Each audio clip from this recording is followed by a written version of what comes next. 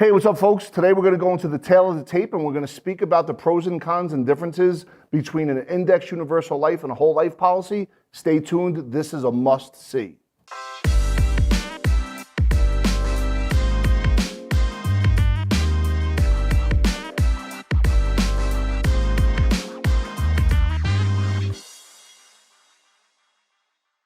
Hey, what's up, folks? Remember I told we're going to talk about the difference between index universal life and whole life, the tail of the tape. All of the information, or at least most of it, that I'm going to share with you is from Investopedia. So you, as you go through this process and begin to ask yourself questions, can eventually get to a place where you make decisions where these or the differences in these policies sit and fit for your financial mosaic and for what your financial future is going to look like. Okay, so like everything else, there's a bunch of different products, and even within the insurance space, we have many flavors of permanent life insurance. Whole life insurance policies are one type of permanent life insurance. Universal life, index universal life, and variable universal life are others. Whole life insurance is the original life insurance policy, we'll call it the OG, but recently, other types have begun to rise in popularity. Let's get into the details of what that looks like. Check it out. A whole life insurance policy, it's known as traditional life insurance, provides a permanent death benefit, coverage for the life of the insured. In addition to paying a death benefit, whole life insurance contains a savings component, in which case cash value may accumulate, interest accrues at a fixed rate, and on a tax-deferred basis, meaning FIFO method of taxation, what you put in there up to basis is tax-free. To maintain that tax-free status, you would borrow from the policy. Some of the pros of whole life would be a guaranteed death benefit. It's fixed premiums that don't increase with age. That's very important. Option to pay up face value in 10, 20, or even age 65 as long as age 99. You get to decide on how you're going to pay it.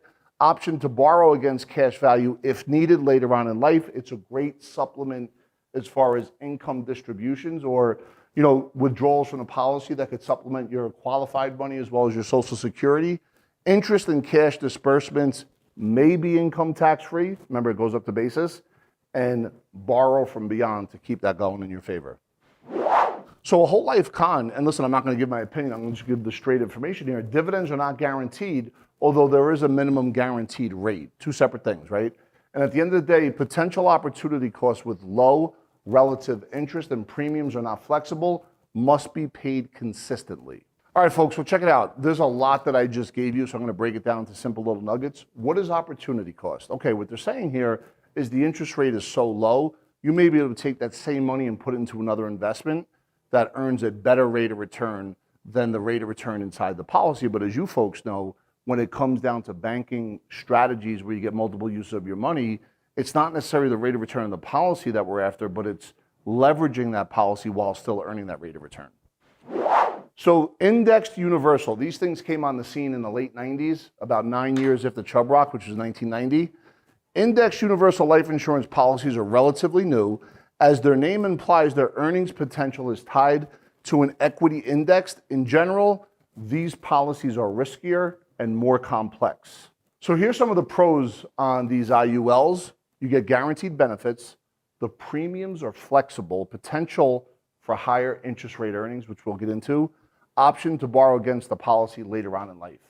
Some of the cons, and we'll dig deep into this. So let's get our pen and paper, and you may want to play this back twice. Earnings depend on equity performance, and we'll get into that a little bit deeper. If the index does fall, returns can be inferior, although there are often floors to prevent extreme losses. At the end of the day, this could potentially increase your premiums later on in time as the price of insurance increases within your contract. Okay, folks, well, check this out. When you buy an IUL and you're making your payments every month, it doesn't go into an index itself. It goes into the general account of the insurance carrier.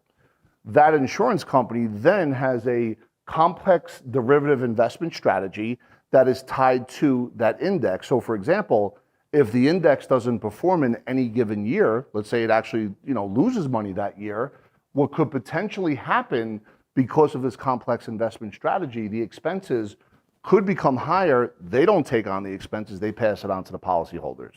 The death benefit may be reduced or forfeited if the premium payments lag behind in performance, meaning For 5 or 10 years, you may be paying a certain amount, but from year 15 to 25, because of what I just described, there could be an increase in premiums.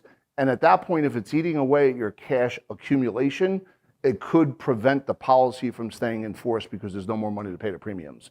Once again, these are deeper, very more complex conversations. I'm just kind of sharing on a high level what that looks like. All right, so check it out. Listen, IUL fans, I'm not trying to get you triggered. I'm just kind of playing within the game. And if you've been doing this for the last, 15 years, you really haven't seen a market correct. So you only know the market one way. With that being said, the bottom line is while IUL policies provide an interesting retirement planning vehicle with greater upside potential and tax advantages, whole life is considered the safest option for those looking to provide for their family after death. Remember that in addition to paying a death benefit, whole life insurance also contains a savings component in which cash value may accumulate on a tax advantage basis. Now, if you're in the game of entrepreneur creating multiple uses in different asset classes, this is where whole life becomes even more powerful than what I just described. Just want to give you a little bit of nuggets on what's going on here. And at the end of the day, it's important to understand when you speak with your agent, he or she, ask them the right questions and make sure that the information they're giving you is on point, that is sitting and fitting with exactly what you're looking to accomplish.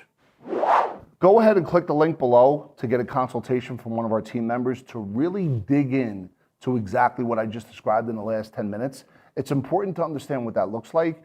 And remember, at the end of the day, when we talk about a financial mosaic and when we talk about diversifying within and amongst different asset classes, it's important to understand not only what you want to do today, especially if you're an entrepreneur and you're really looking to take that money out of the policy for other investments, but also understanding what that looks like 10, 20, and 30 years later. And by clicking the link below, one of the Epic team members is geared to sit down with you, not in a cookie cutter fashion, but be able to go through with you the process of discovery on exactly what you're looking to accomplish. We look forward to hearing from you soon. Hey, thank you so much for checking out this video. Listen, my name isn't Joey. I'm not from Brooklyn. I'm an Irish guy from New Jersey. Go ahead and hit that subscribe button.